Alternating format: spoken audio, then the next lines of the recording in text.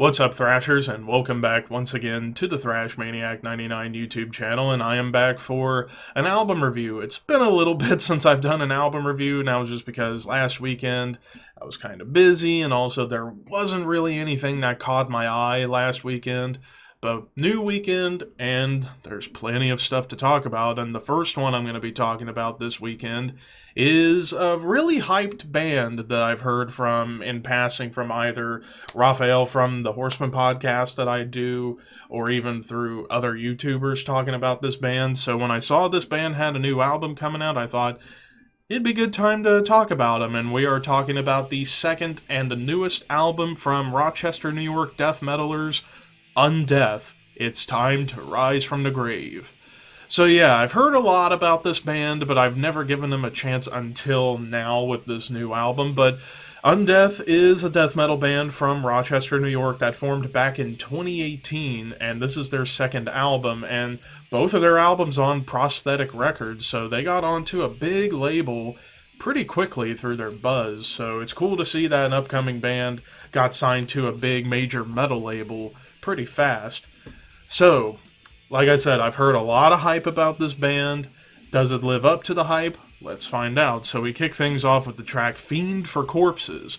After a quick and sweet bass intro, it leads into some pummeling pinch harmonic riffs that feel very Cannibal Corpse inspired, and even the first half of this track carries on that classic Cannibal Corpse groove, particularly Barnes era Cannibal, like Butchered at Birth, Tomb of the Mutilated, and The Bleeding, that kind of vibe. But then the second half of the track comes in and it gets thrashy and a little bit more technical, similar to Morbid Angel at spots, and even a wild and wicked lead section comes in to add more chaos to this track than it already had through the groove and the thrashy technicality going on. Track number 2, Defiled again. Thick riffs to get us started right out of the gate, and the song progresses into more of a destructive groove while incorporating some pinch harmonics and atonal guitar playing. And usually when I think atonal play in death metal, the first band I immediately think of that does that very well is Immolation. Then towards the middle of the track, it gets thrashy again, before it gets back to that brutal groove that this track has really kept going. Another wild lead section coming in, although this time the lead work on this track has a little bit more melody going on, a little bit more feeling than the wild chaotic stuff from the first track. Then we get to the title track, Rise from the Grave. Slightly more melodic riffing in the beginning, and then it gets into a really cool riff, and both the melodic riffs and then the main riff that follows feels very much like Necroticism and Heartwork era Carcass. And then it gets back to being heavy and brutal, similar to the Cannibal Corpse vibe. Then there's even some punky hardcore bits going on where we're getting some D beats with lots of double bass. And then after a quick explosion of sound, a grueling breakdown shows up, and then it heads into a melodic lead section that brings back that Carcass vibe from the beginning of the track, which I really, really liked. It was like, am I in 1992 or 93 or something? Whenever I was hearing some of the parts on this track. Then we get to Necrobionics. Some low-end riff work comes in right out of the bat to start this track off, before it settles back into a nice killer groove, and most of the song pretty much stays in this groove pocket, but here and there you get some D beats, and eventually blast beats for the first time are heard on this track. Even some tremolo riffs come in to kind of bring back that little bit of technicality from the beginning of the album.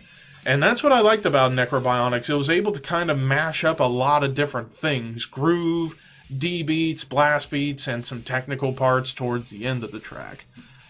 Enhancing the Dead. Cool, quick riff gets us started, and then it gets back into more of those low-end guitars, brutal grooves.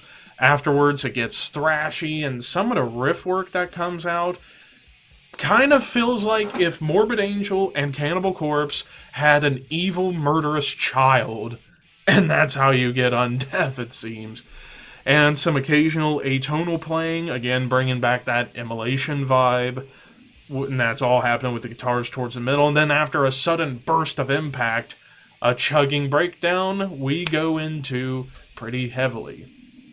Then we get into The Funeral Within. After a quick reverse intro, some brutal, thrashy technical riffs and beats show up, and it brings in a little bit of a Blood Red Throne vibe, like a little bit from like the last album, Imperial Congregation. I got a little bit of hints of that album in this track, with even the vocals. Like, the vocals kind of feel like Bolt from Blood Red Throne on Imperial Congregation. The bass lines heard on this track stand out as well, and even after the second chorus here, another chug-a-thon of a breakdown shows up, and during that breakdown, more of those immolation atonal guitar riffs are going on, but also some sweet cymbal accenting going on with the drums, which I really, really liked. Then we get into Head Splattered in 7 Ways. What a strange but yet fun song title. More of those vicious low-end riffs coming in right off the bat, but the riffs, however, brings back a little bit more of that Morbid Angel vibe in terms of how sinister they sound. The occasional thrash moments we get brings back that classic early Cannibal Corpse feel. Even recent Cannibal Corpse can be heard on some of the thrashy parts on this track. And the chorus has these hammer-ons going on the guitars to keep that evil tone alive. A sweet bass line pops in before an insane blast beat and chaotic lead section coming back to bring back some chaos and insanity, so to speak. Human Chandelier, which there's probably one out there somewhere from some crazy motherfucker, but angular riffing, which is not something you really hear on this album too much. You start off with some more angular riffing on this track before it turns technical and thrashy again. More blast beats show up, and before it gets into the chorus, you hear little guitar melodies playing along to some super fast double bass work. But then again, most of the double bass work on this album is pretty damn fast. Cool bass lick comes in before another massive chug-a-thon breakdown that just pounds you harder than giving Jenna Jameson anal or something. I don't know. The breakdown even slows down a little bit more to like a little bit of like that Morbid Angel vibe, maybe even a little bit of Time Ghoul, like especially that breakdown on Occurrence on Mimas, that really slow atmospheric breakdown, and even the guitars are kind of providing a little bit more atmosphere towards the end of the track, which was something very different. Bone Rot, which was a very short track, it was only like a little over 2.5 minutes. Most of these tracks clock in at about the 3 to 3.5, 4 minute mark. But Bone Rot starts off with this like bolt thrower inspired groovy riff with fast double bass drumming, and then a quick blast beat, then that thrash energy returns, and then even towards the end of the song it gets down and dirty with that groove to bring this short cut to a close. And then the final track, Trampled Headstones, more of that Morbid Angel-inspired riffs coming in before it unleashes into more thrashy brutality, and the chorus gets back into that groove, but again bringing in those slight atonal guitar lines. And then the breakdown we get here, there's even some like prog moments going on, at least with the drums, and before the double bass would come in to add on more brutality to the breakdown. And then the lead section here, pretty much carryover of that Morbid Angel vibe, especially like Altars of Madness era, like in how wacky they just get with the freaking fretting and even a little bit of the whammy bar action. And then the vocals, even towards the end of the song, has this sweet layering going on with the highs and lows kind of going together to just make it sound even more insane.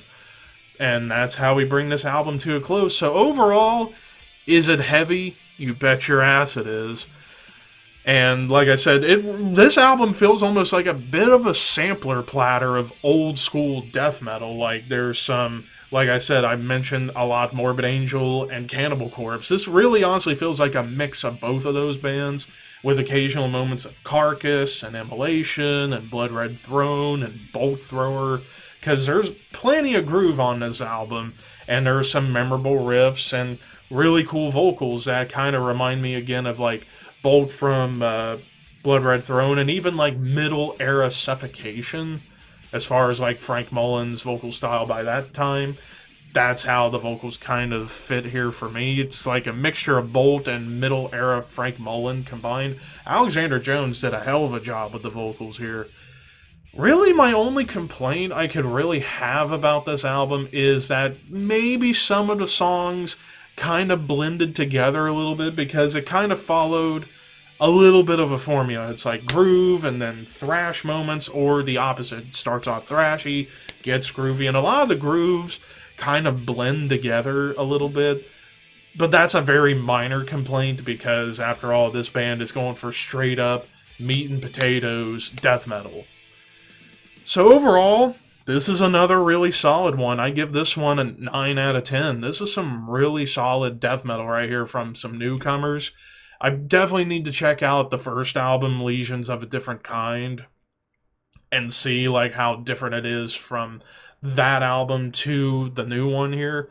But yeah, overall, really solid job for Undeath. I actually look forward to hearing what they have in store for album number 3, whenever that comes out. But what did you guys think of Undeath's It's Time to Rise from the Grave? Let me know in the comments section below, and until next time, horns high.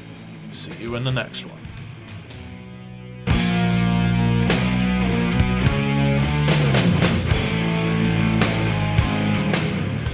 So, Scream Bloody Gore, this album for me is my number 4 album. Now let me preface, every single one of these albums, in my opinion, are 10 out of 10. So ranking this is incredibly difficult, because it can change any given day, but for now, Scream Bloody Gore is ranked as my number 4 album. This is a masterpiece of a debut. It's very thrash-oriented, however, but then again, when death metal was starting out with bands like Death and Possessed and Executioner, who later became Obituary, Morbid Angel, it was still very thrash-oriented. It wasn't fully realized until the end of the 80s with another album we're going to talk about later.